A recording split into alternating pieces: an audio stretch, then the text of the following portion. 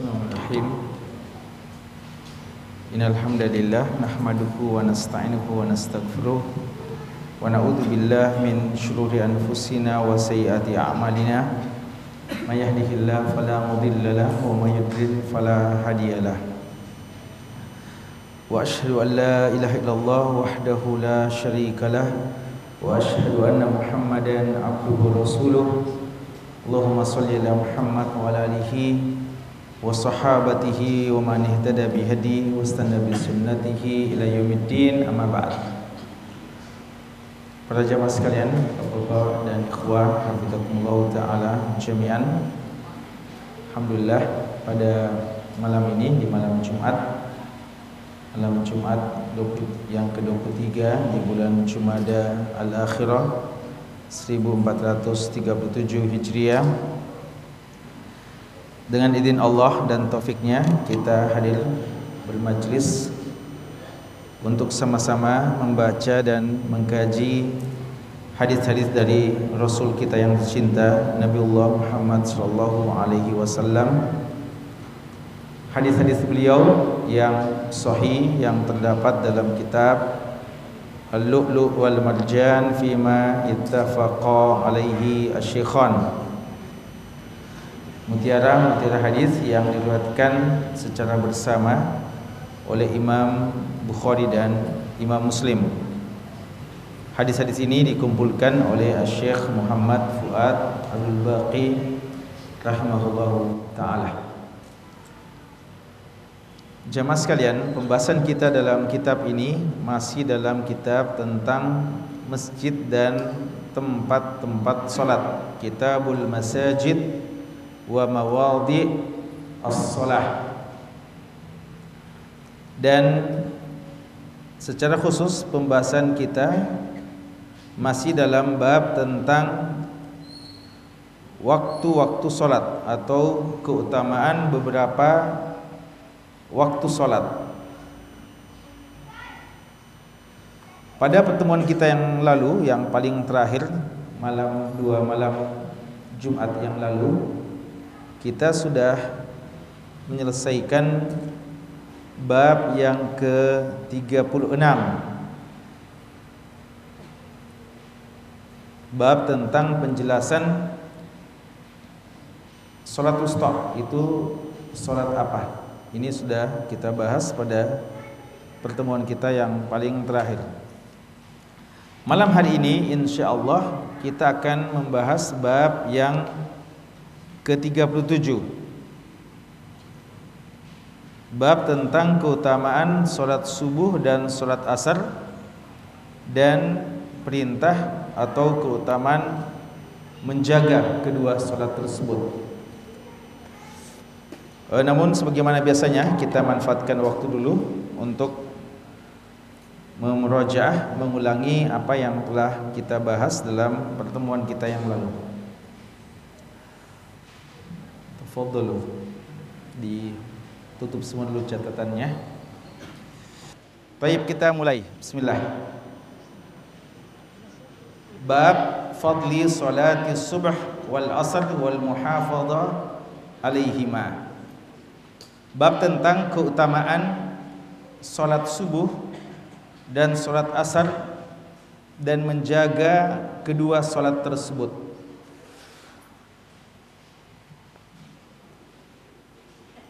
Hadis yang ke-367, hadisu Abi Hurairah radhiyallahu taala anhu anna Rasulullah sallallahu alaihi wasallam, bahwasanya Rasulullah sallallahu alaihi wasallam bersabda, yata'aqabuna fikum, mereka bergantian datang kepada kalian,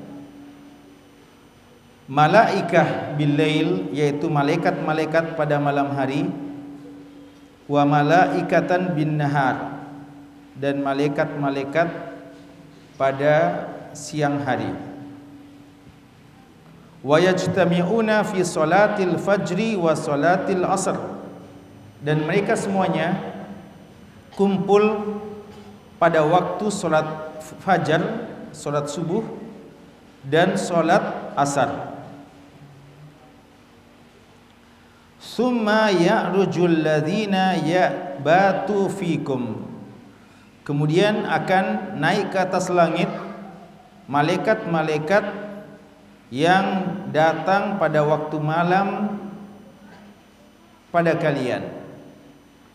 Fayas'aluhum rabbuhum, Rabb mereka Allah Subhanahu wa taala akan bertanya kepada para malaikat, wa huwa a'lamu bihim, padahal Allah lebih mengetahui daripada malaikat apa yang akan ditanyakan dan apa yang telah terjadi.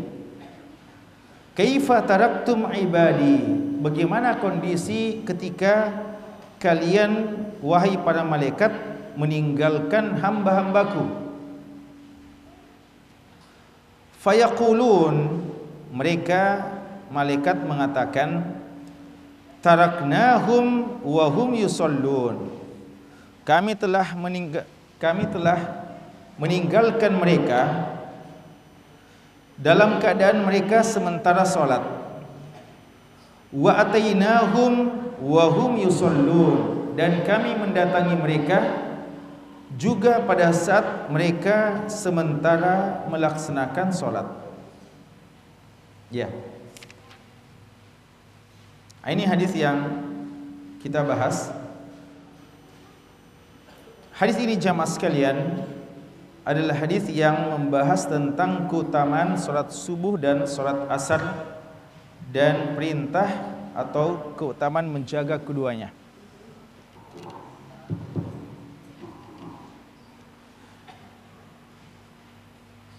Dan ini lanjutan dari pembahasan tentang keutamaan salat asar. Ya, jadi yang lalu kita sudah bahas tentang salat duhur, kemudian salat asar. Dan nampaknya keutamaan salat asar cukup banyak disebutkan dalam hadis-hadis, dan bukan sekadar hadis-hadis, tapi hadis-hadis yang diriwayatkan oleh Imam Bukhari dan Imam Muslim. Ini catatan penting, karena kalau pembahasan tentang keutamaan salat itu sangat banyak dalam buku-buku hadis. Bahkan dibuat judul bab khusus dan kitab khusus tentang keutamaan salat-salat tertentu. Namun yang istimewa karena keutamaan salat asar ini diriwayatkan oleh dalam kitab Bukhari dan Muslim. Artinya muttafaqun alaih, derajat hadis yang paling tinggi kualitasnya. Kalau yang lalu pembahasannya adalah tentang salat asar dialah salat wusta, dan ruginya orang yang tidak salat asar, bahkan begitu ruginya orang yang terlambat salat asar dan tidak mendapatkan jamaah. Maka kali ini penjelasan tentang keistimewaan yang lain dari sisi yang lain. Hadisnya dikabarkan oleh Abu Hurairah radhiyallahu taala anhu, beliau mendengarkan dari nabinya Rasulullah sallallahu alaihi wasallam bersabda, "Yata'aqabuna fikum malaika bil-laili wa malaika bin-nahar." Malaikat siang dan malaikat malam pada bergantian datang kepada kalian. Ini penjelasan tentang salah satu bagian dari iman kepada yang gaib. Ini diantara bagian penting dari penjabaran iman terhadap yang gaib. Alladzina yu'minuna bil ghaib. Mereka-mereka orang-orang yang bertakwa itu adalah mereka-mereka yang beriman kepada yang gaib, dan lebih khusus iman kepada malaikat. Dan di antara iman kita kepada para malaikat adalah mengimani keberadaan mereka dan mengimani tugas-tugas mereka dan pekerjaan mereka. Dan jumlah malaikat sebagaimana yang sudah sering kita ulangi sangat-sangat banyak, dengan pekerjaan masing-masing, dengan sangat terkoordinir, ya. Di antara mereka ada pemimpin-pemimpinnya, dan para malaikat secara umum tidak pernah melanggar sedikit pun perintah-perintah Allah Subhanahu wa taala. La ya'sunallaha ma amarahum wa yaf'aluna ma yu'marun. Mereka tidak pernah bermaksiat kepada Allah terhadap apa yang Allah perintahkan kepada mereka, dan mereka senantiasa mengerjakan apa saja yang Allah perintahkan kepada mereka. Walahu man fis samawati wal ard wa man 'indahu la yastakbiruna an ibadatihi wa la yastahsirun. Kata Allah Subhanahu wa taala, bagi Allah semua apa yang ada dari makhluk-makhluk di langit dan di bumi.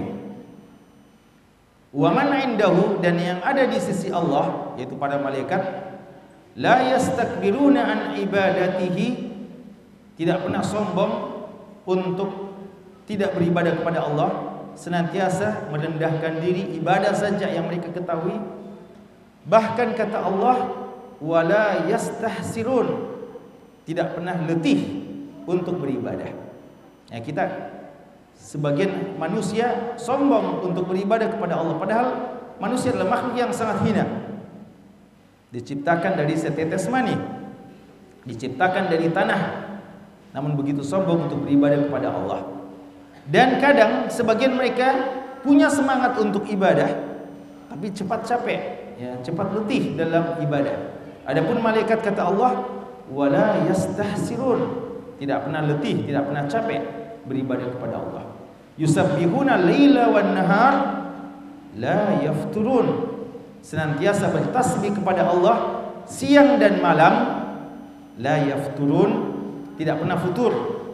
Ya, kata Allah, tidak pernah futur. Malaikat itu tidak pernah berhenti dalam beribadah kepada Allah, sehingga mereka begitu setia beribadah dan tidak pernah ada rasa bosan, walaupun pekerjaan mereka monoton kelihatannya. Sebagian di antara mereka kerjanya sejak diciptakan sujud saja, sebagian mungkin cuma rukuk saja, dan sebagian tugasnya adalah untuk mendatangkan hujan, sebagian untuk mencabut nyawa, dan ada yang kerjanya untuk mendampingi hamba-hamba Allah yang melaksanakan solat jamaah.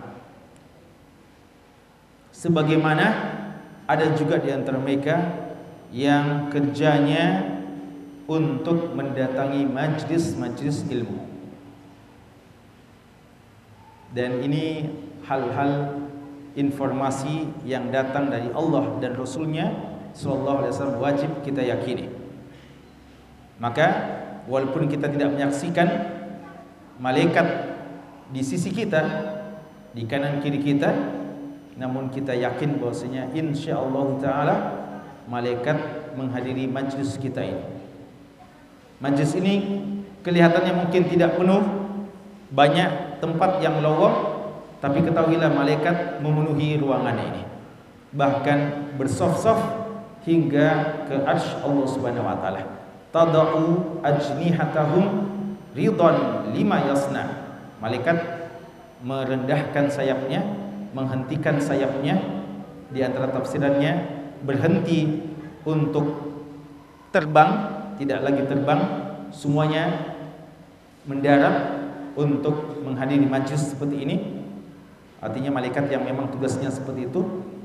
Dan di antara mana tadha ajnihatahum adalah mereka merendahkan sayapnya sebagai bentuk pengagungan terhadap para hadirin yang menghadiri majlis ilmu tersebut.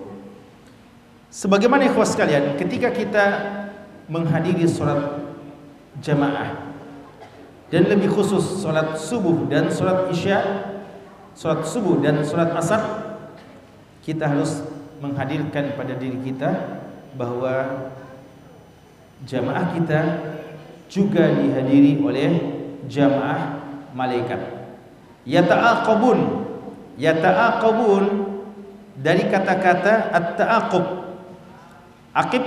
Aqib itu belakang, ya. Tapi yata'aqabun artinya saling bolak-balik bergantian. Jadi bolak-balik bergantian.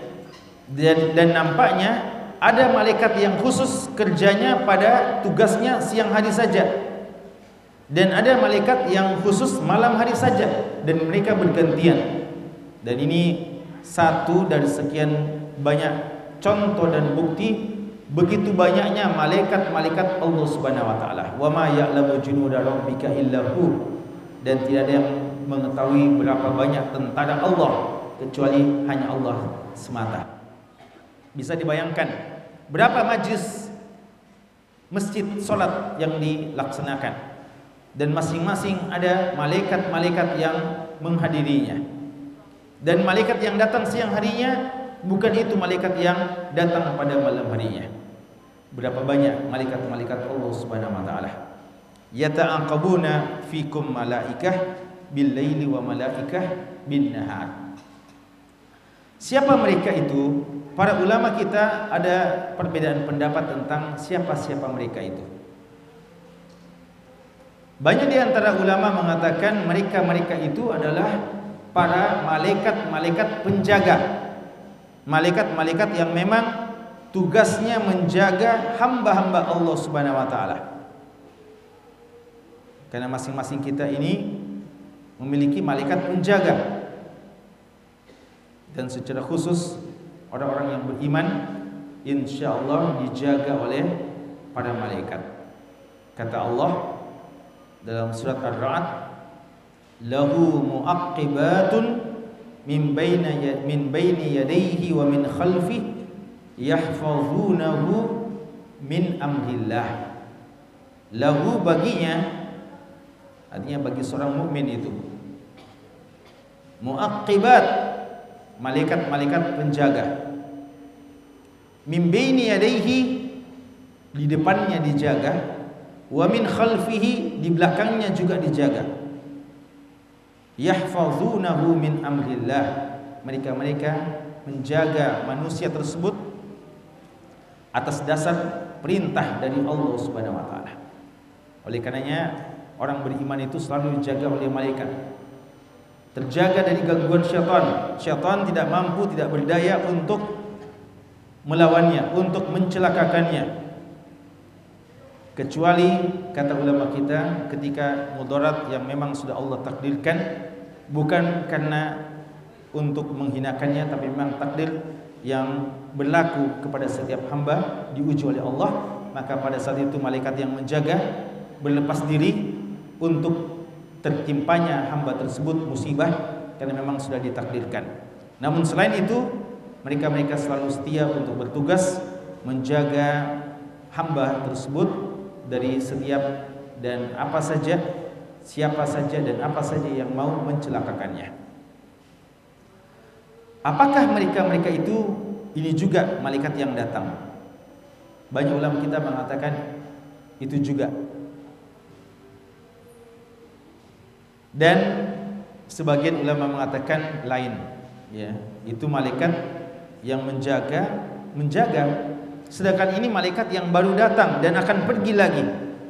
Karena seandainya ini malaikat yang jaga, berarti pada saat pergi melapor kepada Allah, berarti hamba tersebut tidak sedang dijaga.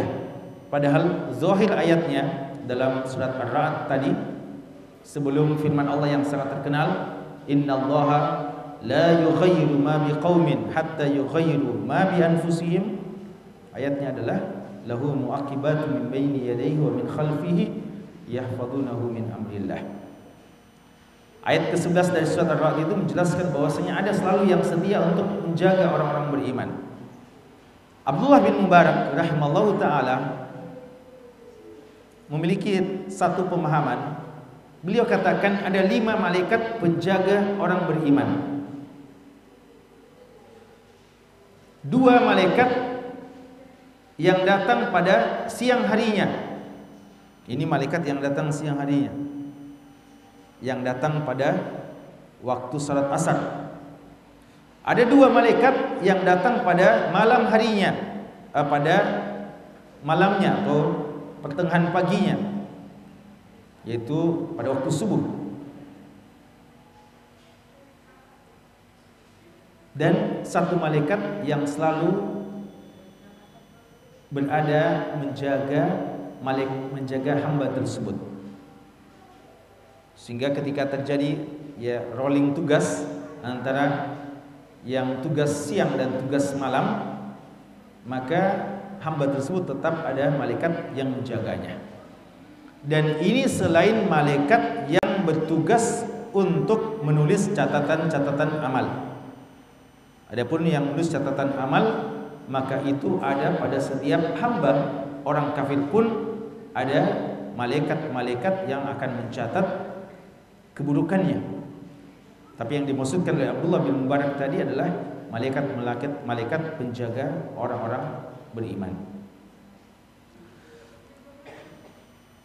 Ala kulli hal, yang jelas jemaah sekalian, hadis kita ini menjelaskan bahwa adanya malaikat-malaikat yang bertugas untuk menghadiri solat subuh dan solat asar.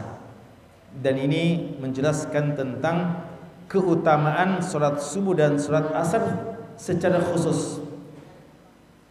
Dan sebagaimana kita ketahui, waktu yang terbaik untuk zikir memang adalah waktu subuh dan waktu asar. Zikir pagi dan petang, tarafai al-laili wan nahar. Fasabbih bihamdi rabbik qabla tulu'i syams wa qabla ghurubiha. Dan bertasbihlah, memuji Allah Subhanahu wa taala pada waktu qabla tulu'i syams, sebelum terbit matahari, yaitu waktu subuh, wa qabla ghurubiha, dan sebelum terbenam, yaitu pada waktu asar. Ini waktu yang paling afdal untuk kita bertasbih, muji Allah Subhanahu wa taala. Malaikat datang pada waktu-waktu tersebut. Malaikat datang untuk memuliakan mereka-mereka itu. Dan khusus sekalian, sekadar datang malaikat itu sudah memberikan kemuliaan tersendiri bagi mereka-mereka itu. Entah kita sadari ataupun kita tidak sadari.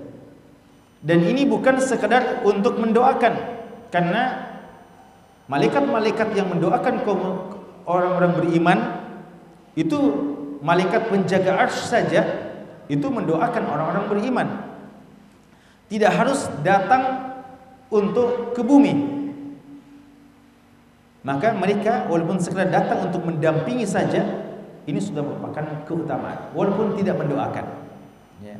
Kalau kita tanya apa manfaatnya, maka sebagaimana kata Nabi sallallahu alaihi wasallam, al-jalisus saleh, orang yang teman baik yang soleh itu kebaikannya entah kadang dia hadiahkan kepada kita minyak wangi, ibaratnya orang yang hadiahkan kepada kita minyak wangi, atau yang menjual minyak wanginya kepada kita secara khusus, atau tidak ada transaksi jual beli dan tidak juga ada hadiah, tapi kebersamaannya dengan kita, dia orang soleh, sudah memberikan spirit tersendiri bagi kita dan sudah memberikan manfaat tersendiri untuk kita, karena kita bisa terkondisikan keimanan kita dengan keberadaan bersama dengan orang soleh. Apatah lagi jika para malaikat. Dan ini keutamaan bersama dengan orang-orang soleh. Maka ikhwah sekalian, ketika kita mau sholat subuh dan ketika kita mau sholat asar, maka di samping atas dasar perintah Allah dan panggilan azan dan kewajiban melaksanakan sholat secara berjamaah, di antara juga yang menyemangati kita adalah keyakinan kita ada malaikat-malaikat yang akan bersama dengan kita dan akan membanggakan kita insyaallah di hadapan Allah Subhanahu wa taala. Makanya Nabi sallallahu alaihi wasallam menyebutkan setelahnya, summa ya'rujul ladzina batu fikum fayas'aluhum rabbuhum. Mereka-mereka yang datang, yang nginap sampai waktu subuh, itu akan datang dan naik ke atas langit. Di sini ulama kita bertanya dan sekaligus menjawab. Kalau dilihat hadis ini, seakan-akan yang akan naik ke atas langit mereka yang datang pada malam harinya dan datang sampai subuh, ya, sampai subuh sebelum diganti. Bagaimana dengan yang sholat subuh, yang hadir sholat subuh lalu dia menunggu sampai waktu malam hari? Apakah tidak naik ke atas langit? Kalau dilihat zahir hadis ini tidak. Yang naik adalah mereka yang nginap sampai subuhnya, setelah itu nanti melaporkan. Kenapa ikhwas sekalian? Sebagian ulama kita mengatakan di antara tafsirannya, di antara sebabnya kenapa malaikat pelapor itu malaikat yang bertugas menjaga malam harinya sampai sholat subuh, karena di malam hari inilah banyak terjadi maksiat, sehingga ketika hamba-hamba tersebut bisa menjalankan ketaatan kepada Allah di malam hari, maka cukuplah malaikat yang malam harinya itu yang akan melapor. Logikanya, kalau di malam hari dia bisa konsisten dan iltizam, maka insya Allah di siang harinya lebih mungkin untuk dia komitmen dan iltizam. Ini menurut pendapat sebagian ulama kita. Dan sebagian lagi mengatakan bahwa karena yang bertugas pada selesai yang datang pada sholat subuh dan setelah itu nanti dia diganti pada waktu malam hari, ketika datang malaikat yang menggantikannya, mereka itu tidak langsung pulang ke atas, tapi ikut menunggu sampai malamnya juga. Artinya nanti akan bersamaan pulangnya dengan malaikat, atau dia nanti akan pulang menunggu sampai malam hari, ya, dan tidak langsung pulang kepada Allah Subhanahu wa taala. Berbeda dengan yang malam sampai subuh, begitu selesai subuh mereka langsung pulang. Tapi yang tugas sampai salat asar, ya, karena ini malaikat yang datang subuh itu seharusnya tugasnya cuma sampai salat asar saja, ya. Tapi begitu selesai salat asar mereka tidak langsung pulang, mereka menunggu sampai datang waktu malam hari. Karena itulah mereka tidak bertugas untuk langsung melaporkan apa yang mereka saksikan di hamba-hamba Allah Subhanahu wa taala. Wallahu taala alam. Jamaah sekalian, kenapa sampai Allah bertanya? Nah, ini tentu saja Allah bertanya padahal dialah yang maha mengetahui. Oleh karenanya sebagian ulama kita mengatakan pertanyaan Allah ini adalah untuk sekadar sebagai tugas malaikat. Ini diantara tugas malaikat. Sebagaimana kita, Allah Subhanahu wa taala menyuruh kita ibadah dan Allah tidak membutuhkan ibadah kita, maka demikian pula malaikat. Malaikat ketika ditanya oleh Allah dan menjawabnya, sebenarnya Allah tidak membutuhkan jawabnya karena Allah lebih mengetahui terhadap malaikat. Tapi karena malaikat bertugas menjawab, maka perlu ada yang bertanya. Karena malaikat bertugas untuk melapor, maka perlu ada yang bertanya. Sebagian ulama mengatakan pertanyaan Allah kepada malaikat ini sebenarnya untuk mengingatkan malaikat akan hikmah dari apa yang pernah mereka tanyakan kepada Allah. Ketika Allah pertama kali mengabarkan kepada malaikat, inni ja'ilun fil ardi khalifah, aku akan menjadikan khalifah di muka bumi ini.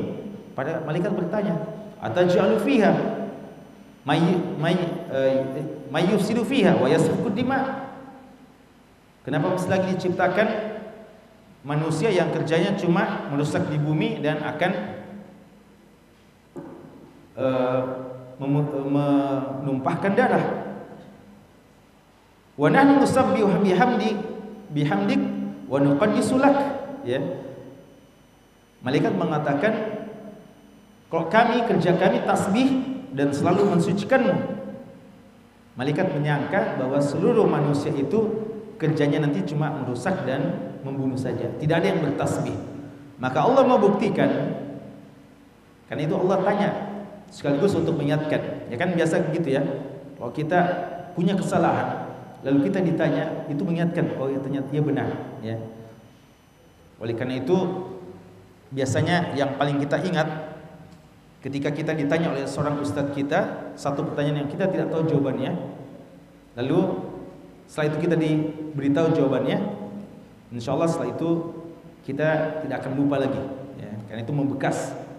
Dan demikian pula ini ya, Allah bertanya kepada malaikat untuk mengingatkan pertanyaan mereka yang lalu, kenapa sampai perlu ada manusia yang kerjanya cuma merusak. Ternyata di antara hamba Allah ada yang justru kerjanya bertasbih kepada Allah Subhanahu wa taala dan banyak beribadah kepada Allah.